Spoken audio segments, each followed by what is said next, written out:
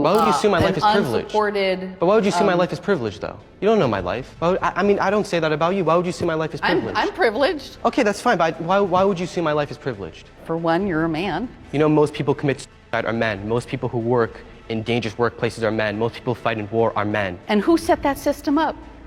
Men.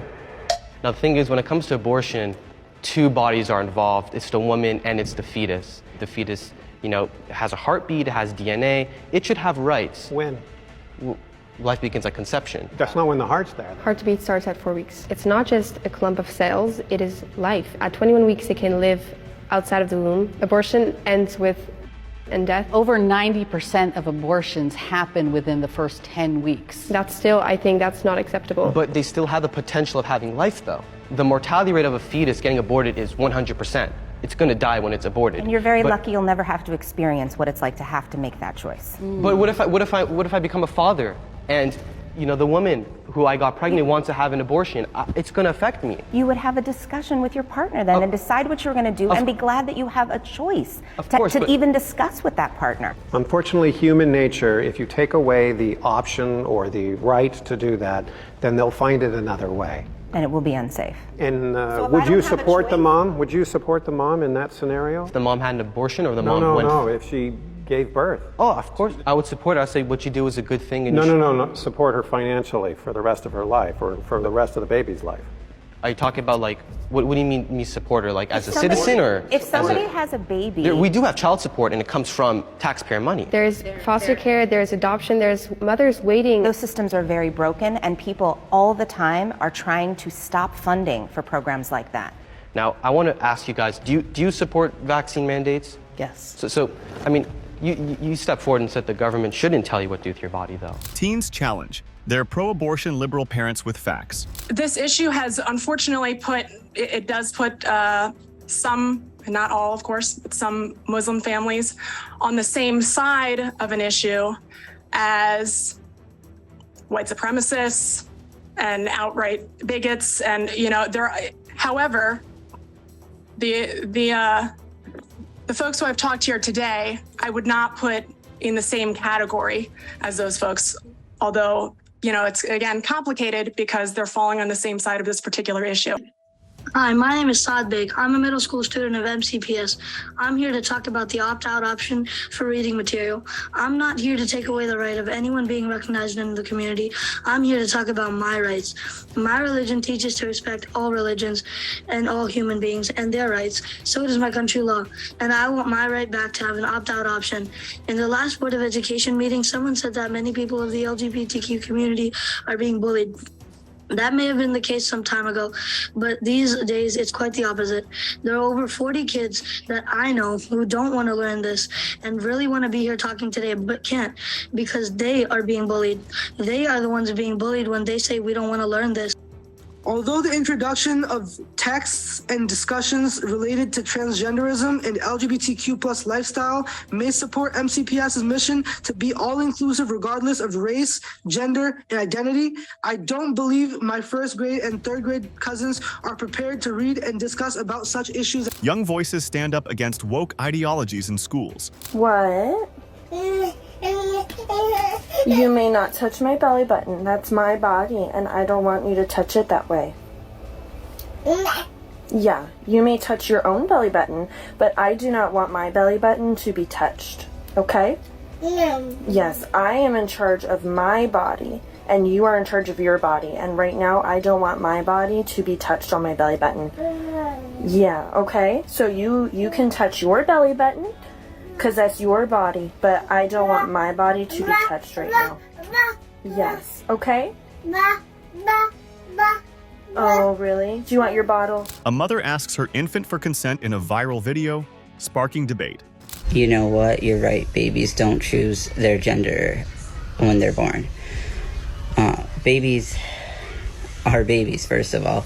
Second of all, sex and gender are two completely different things. Babies are assigned a sex at birth based on their genitalia. Gender is more of your concept of yourself. It's the way you innately identify and feel. Once my child is old enough, they'll tell me how they feel and what their preferred pronouns are. I'm crying along with that baby. In a sane world, CPS is on the way. Debunking misconceptions. Babies and the right to choose gender. When did Hazel decide that she was no longer going to be a girl? Hazel decided that they were non-binary when they were about 4. They had been exploring gender before that, trying on different pronouns, experimenting with different names. But they picked they, them pronouns and chose the name Hazel when they were 4 Ari, with the greatest of respect, I have a 7-year-old daughter, right? When she was 4 years old, her main decision of the day was whether to watch Peppa Pig or Frozen. She had not a clue what about gender identity or non-binary or any of this stuff. And I put it to you that this wasn't Hazel's idea, was it? This was your idea. You decided that Hazel had gender issues that she needed to address, and you persuaded your daughter that she was no longer to be a girl, didn't you? I mean, I personally don't agree with that assertion, but I can see how that could be misconstrued. Piers Morgan critiques woke parenting styles, focusing on a child's early gender identity decisions. I take my kids to protests because I want them to learn to use their privilege for justice. I let them wear what they want and go to drag queen story hours because love is love, all humans are valid, and gender is a social construct. I ask if they want hugs because I need them to know that they have consent and control over their bodies and that no means no. I teach them about racism and skin color because they are not too young to learn. I never force them to finish their plates because I want them to have a healthy relationship with food. I have them tell me their feelings by showing me inside-out figurines because sometimes that's easier than putting emotions into words. And I teach them to love everyone because life is too short for hate. Discussing food waste versus healthy eating habits in children. I want to talk to the kids. Parents watch the video and then hand the phone over to the young kids. Hi there. I get asked a lot, are you a boy or a girl? And I love that question. And so I wanted to just tell you, sometimes human beings are more than boy or girl. Sometimes we're something else. Sometimes we're both. Sometimes we kind of float in between, and sometimes we're a boy, sometimes we're a girl, because human beings are creatures and we're wild and exciting. But I want to ask you a favor. If you see a kid like me or an adult like me, would you be extra nice to them? Would you do me a favor and be very, very kind? Yeah, like anybody, we can feel lonely, and so if you're kind to us, it would be really, really important. Addressing gender fluidity, claims with skepticism.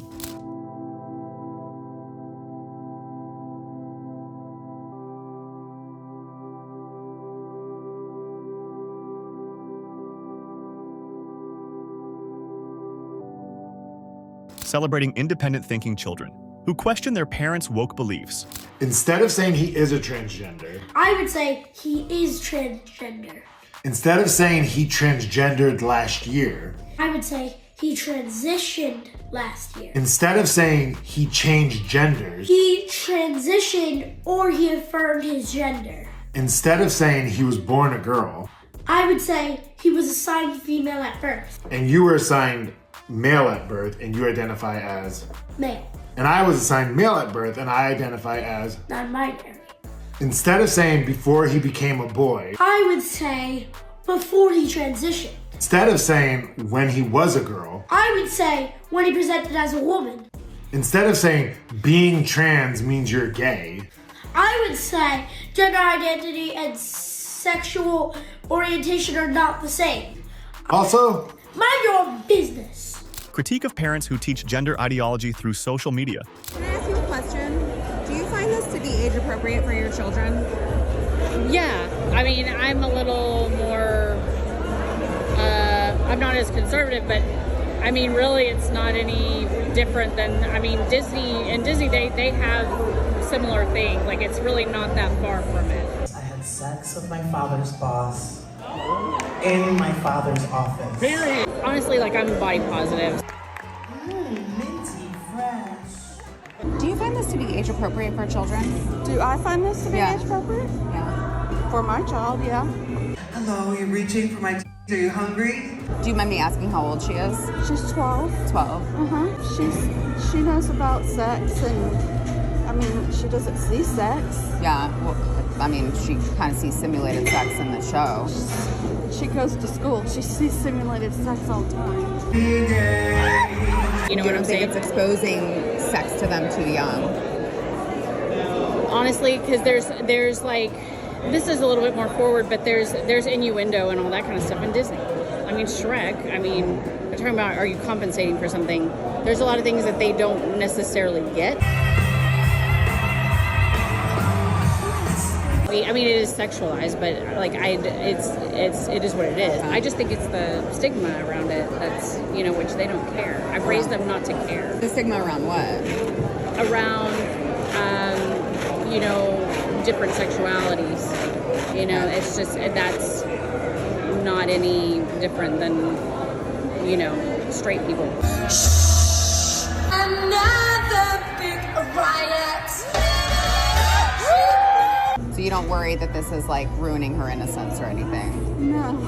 She needs to know what's appropriate and know when to say no consent and what's appropriate and what's not, and how will she know that if she doesn't see it in a safe way? Debate over the appropriateness of taking children to drag shows. Our daughter is 10 years old.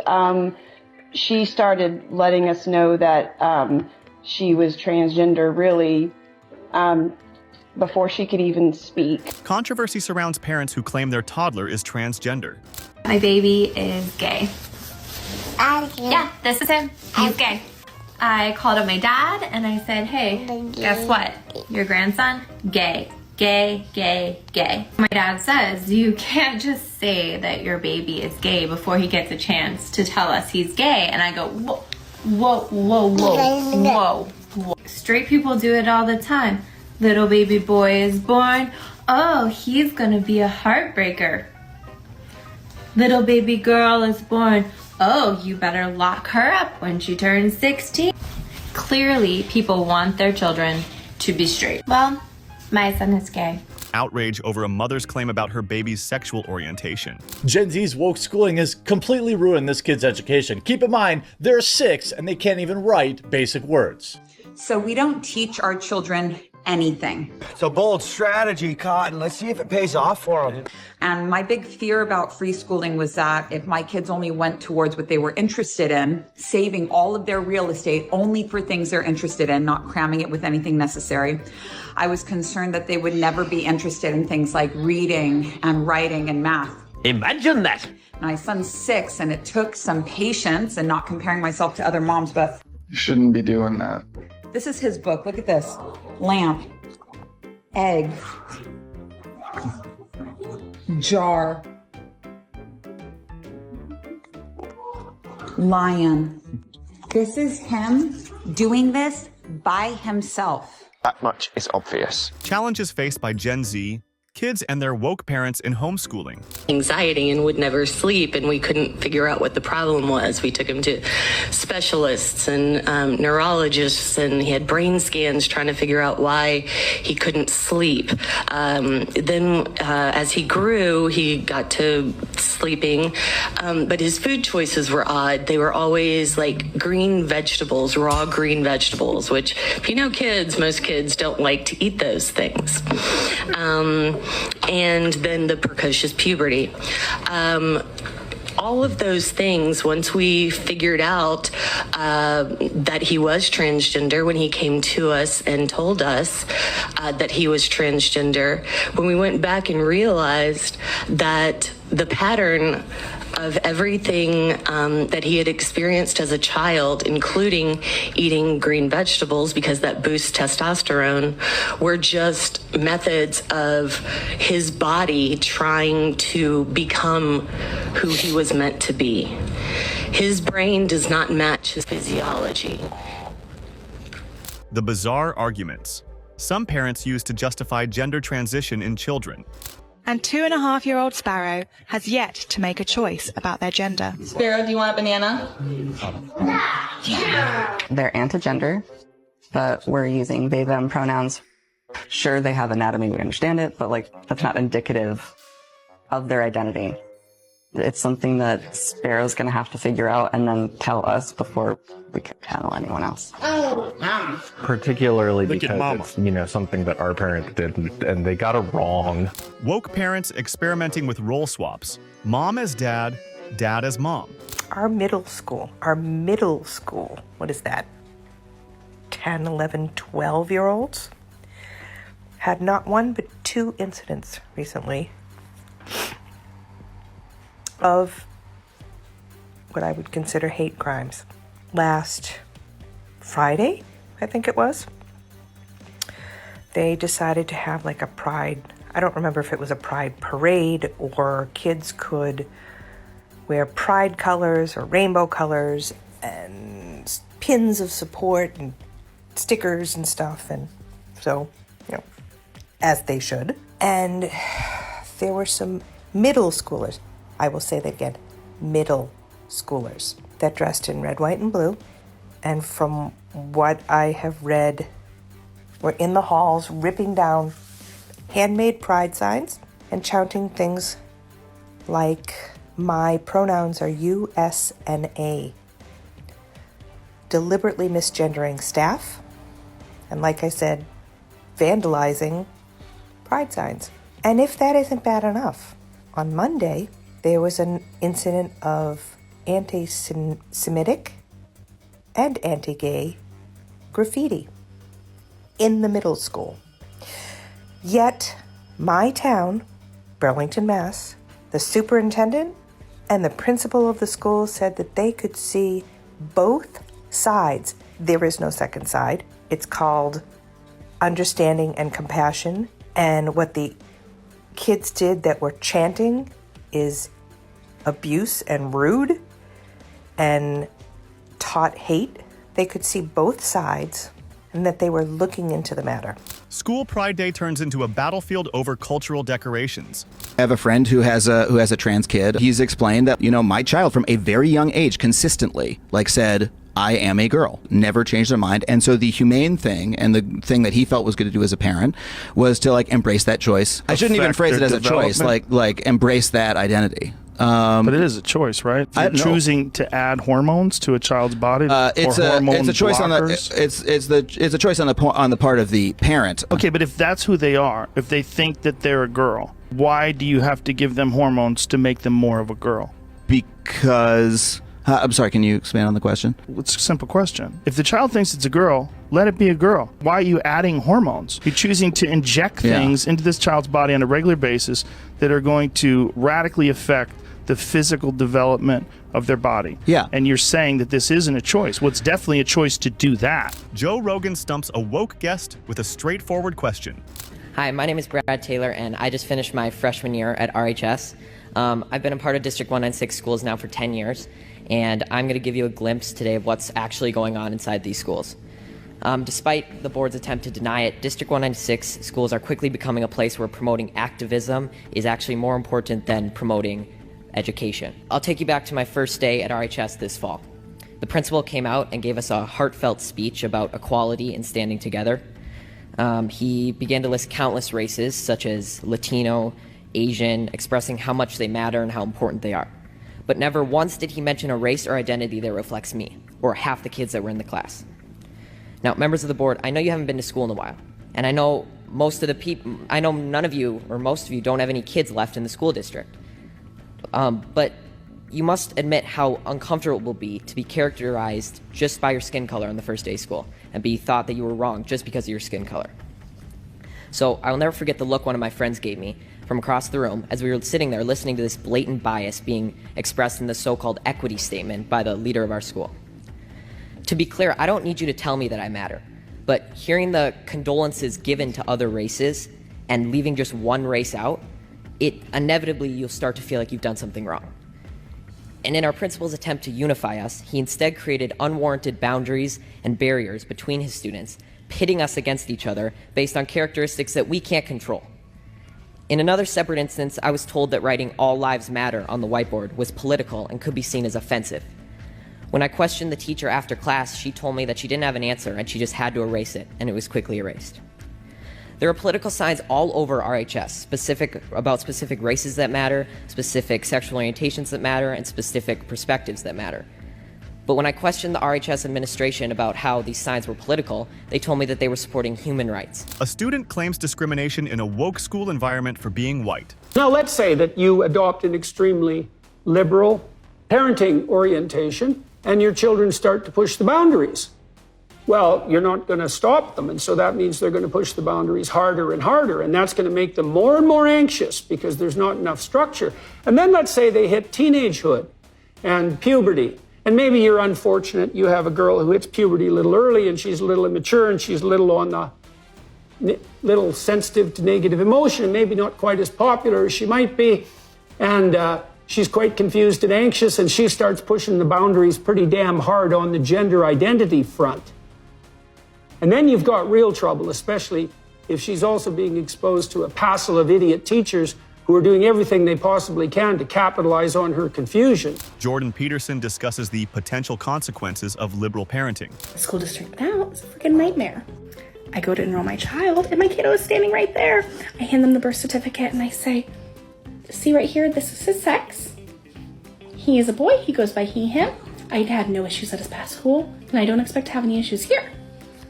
And I swear, it was like Karen, the transphobic secretary, was just waiting on us that day. She said she wouldn't put my child in the school system as his name because it has to match a birth certificate. But again, had no issues at the last school. I told her I absolutely would not enroll my child as a female. And she said, you will and you are. She enrolled my child as a female, then sent mail to my house with my child's dead name on it. At this point, my child is supposed to start school on Monday and is enrolled in the system as a female. Every single teacher in the school knew about my child, and the students were told a little girl was coming to class. This is a visual representation of my mood.